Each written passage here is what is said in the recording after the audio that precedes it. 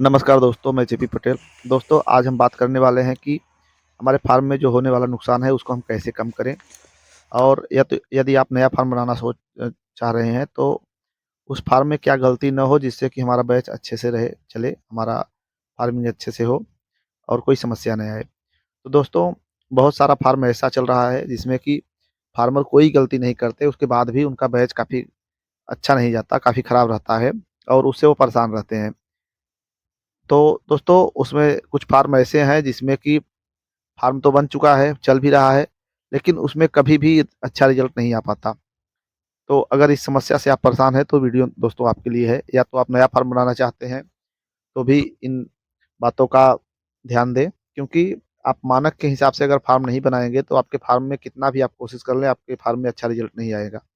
तो दोस्तों, आज हम बात करने वाले हैं कि पोल्ट्री फार्म किस प्रकार बनाएँ और सही किसान का सही स्थान का चुनाव कैसा हो, जिससे कि पोल्ट्री फार्मिंग में असुविधा ना हो और बैच अच्छा रहे। क्योंकि दोस्तों, आप पर्यावरण के खिलाफ कुछ नहीं कर सकते, आपको पर्यावरण के हिसाब से ही चलना होगा। आपको जो मानक है पोल्ट्री फार्म का, मानक के हिसाब से आपको फार्म बनवाना पड़ेगा और इन सब बातों का आप ध्यान देंगे तो निश्चित रूप से आपको फ़ायदा होगा। तो दोस्तों, पहले तो हम बात करते हैं कि अगर आप फार्मिंग कर रहे हैं और आप में आपके फार्म में रेगुलर ये समस्याएँ आ रही हैं, तो कृपया आप इस वीडियो को पूरा देखें। कहीं इस मानक को आपका फार्म पूरा कर रहा है या नहीं कर रहा है, या तो आप नया फार्म बनाना चाहते हैं, तो इन मानक के हिसाब से ही आप फार्म बनवाएँ, तो जिससे कि आपको आगे चल के परेशानी ना हो। तो दोस्तों, आज बात करते हैं कि नया फार्म बनवाते समय हमें किन बातों का ध्यान देना होता है, कि जिससे हमारा जो बैच है, जो पोल्ट्री फार्मिंग है या जो हमारा बर्ड है, वो हेल्दी रहे, स्वस्थ रहे, हमें आमदनी अच्छी हो। तो हम बात करते हैं कि हमें किन-किन बातों का ध्यान देना होता है। तो दोस्तों, सर्वप्रथम तो आपको पोल्ट्री फार्म बनाते समय सबसे पहला ध्यान देना है कि आपके फार्म के लिए स्थान। आपके फार्म के पोल्ट्री फार्म के लिए जो स्थान चुनना है, उसको आपको ध्यान देना है कि हमारा किस स्थान पे हम पोल्ट्री फार्म बनाएँ जिससे कि फार्मिंग करने में काफ़ी आसानी हो।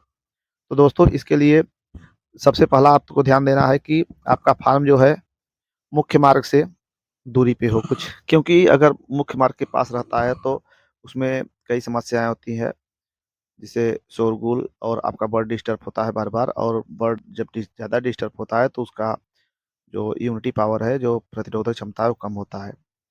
दूसरा है आप फार्म की ऊँचाई।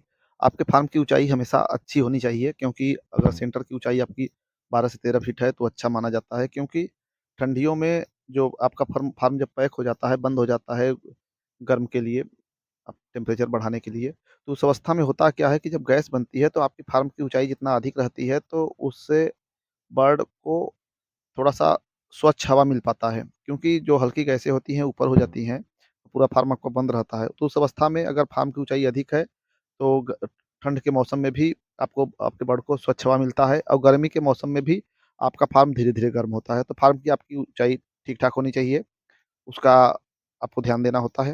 आपके पास पानी की अच्छी सुविधा होनी चाहिए जहाँ आपका पोल्ट्री फार्म है। स्वच्छ हवा का प्रवाह हो, मतलब जहाँ भी आप फार्म बनवा रहे हैं वहाँ वेंटिलेशन अच्छा होना चाहिए। शांत वातावरण हो, ध्वनि प्रदूषण ना हो, जैसे कि आप मुख्य मार्ग से दूर रहेंगे, रेलवे ट्रैक या ऐसा शोरगुल वाला जहाँ स्थान है उससे आपका फार्म दूर होना चाहिए, ताकि आपका बर्ड जो है वो डिप्रेशन में ना जाए। आपका जो फार्म है, अगला जो प्रक्रिया है, अगली जो शर्त है या अगला जो मानक है, वो आपका फार्म इस एरिया में होना चाहिए जहाँ धूल-मिट्टी और डस्ट जो है, गर्दे वाला एरिया ना हो, और उससे आपको अपने फार्म को बचाना है। जैसे कि गर्मी के दिनों में जो गेहूँ की मड़ाई होती है, तो उन सब से अपने फार्म को आपको बचाना है। अगला है जो मानक है कि अत्यधिक सब्ज़ी वाला जो खेती है, उसके आस-पास का एरिया आपका ना हो। जहाँ अधिक खेती होती है सब्ज़ी की, वहाँ कीटनाशक का उपयोग बहुत अधिक होता है। तो उन अवस्था में भी अगर आप कीटनाशक वाले एरिया में अगर आप पोल्ट्री फार्म बना रहे हैं, तो वहाँ भी थोड़ी असुविधा होती है, आपके बर्ड की इम्यूनिटी पावर जो है वो कम होने का खतरा बना रहता है। क्योंकि जो कीटनाशक होता है उसमें विषैला जो फफूंदनाशी इस्तेमाल करें सब्ज़ी में, या कीटनाशक इस्तेमाल करें जो जहरीला होता है, जो हमारे बर्ड की हेल्थ के लिए अच्छा नहीं होता। और ये तो आप अगली बात तो जानते हैं कि आपका फार्म जो है आबादी से दूर होना चाहिए। आपका फार्म जहाँ भी हो, रात रात में आने-जाने की असुविधा ना हो। आपके फार्म पे बायोसिक्योरिटी का प्रबंध होना चाहिए। बायोसिक्योरिटी मतलब जो बाहर से कोई भी व्यक्ति आए तो उसको बिना सैनिटाइज़र किए आपको अपने फार्म के परिसर में एंट्री नहीं करने देना है, ये बायोसिक्योरिटी होता है। आपके फार्म पे हेल्पर उपलब्ध होना चाहिए, क्योंकि अगर आपके पास हेल्पर नहीं है तो भी आपको समस्या होती है। खेतों से ज़्यादा सटा हुआ एरिया ना हो, जो आपके फार्म का एरिया है, जो आपका फार्म है, वो खेतों से बहुत सटा ना हो। जैसे कुछ फसलें हैं ऐसी जो कि फार्मिंग के लिए बहुत नुकसानदायक होती हैं, जैसे गन्ने की खेती हो गई, बाजरा, ज्वार और मक्का। ये सब लंबी जो फसलें होती हैं, 4 फुट, 5 फुट से बड़ी फसलें, ये अगर आपके फार्म के ज़्यादा करीब हैं, तो आपके फार्म का वेंटिलेशन काफ़ी प्रभावित करती हैं। तो अगर ये फसलें आपके फार्म के काफ़ी सटी हुई हैं या आस-पास हैं, तो आपके फार्म को काफ़ी प्रभावित करेंगी, तो इसका आपको विशेष ध्यान देना है। और सबसे महत्वपूर्ण बात है कि आपके फार्म में के आस-पास जल-भराव की समस्या ना हो, क्योंकि जलभराव की समस्या कई चीज़ों को प्रभावित करती हैं। अगर आपका जो रास्ता है उसको प्रभावित करेगा, साथ ही साथ आपके फार्म में नमी की समस्या आ जाएगी, जिससे कि अमोनिया बहुत अधिक बनता है, जिससे कि आपका ब साथ ही साथ दोस्तों सबसे बड़ा और सबसे महत्वपूर्ण ध्यान आपको ये देना है कि आपका फार्म तो हमेशा पूर्व पश्चिम में होना चाहिए, ये तो सबको पता ही है। तो इसका विशेष ध्यान देना होगा आपको। क्योंकि जो है हवा की जो दिशा है अपने यहाँ, तो पूरब और पश्चिम से अधिक चलती है और धूप का भी प्रभाव बहुत अधिक होता है पूरब और पश्चिम से। इसके लिए फार्म आपका पूरब और पश्चिमी दिशा में ही होना चाहिए, ताकि आप धूप से और तेज़ हवा से बच सकें। दोस्तों बाकी चीज़ को तो थोड़ा-सा मैनेज किया जा सकता है, लेकिन आपका जो रास्ता है वो फार्म तक अच्छा रास्ता होना चाहिए, क्योंकि गाड़ी वहाँ तक अधिक वज़न लेके गाड़ियाँ आजी आती-जाती रहती हैं। और दूसरा आपका फार्म पूर्व पश्चिम में होना चाहिए, अगर ओपन फार्म है तो। इसी फार्म आप किसी भी दिशा में बना सकते हैं, उसमें बिजली का खर्च ज़्यादा होता है, बिजली का खर्च बढ़ जाएगा, बाकी आपको उसे उत्तर और दक्षिण दिशा में भी बना सकते हैं। लेकिन अगर आप ओपन फार्म बना रहे हैं तो आपको पूरब और पश्चिम दिशा में ही आपका फार्म होना चाहिए और आपके फार्म तक रास्ते की अच्छी व्यवस्था होनी चाहिए। क्योंकि जो बच्चा और दाना, जो चिक्स और फीड लेके गाड़ी आती है, उनका एग्रीमेंट होता है कंपनी के साथ कि जहाँ तक रास्ता अच्छा रहेगा वहीं तक गाड़ियाँ आएँगी।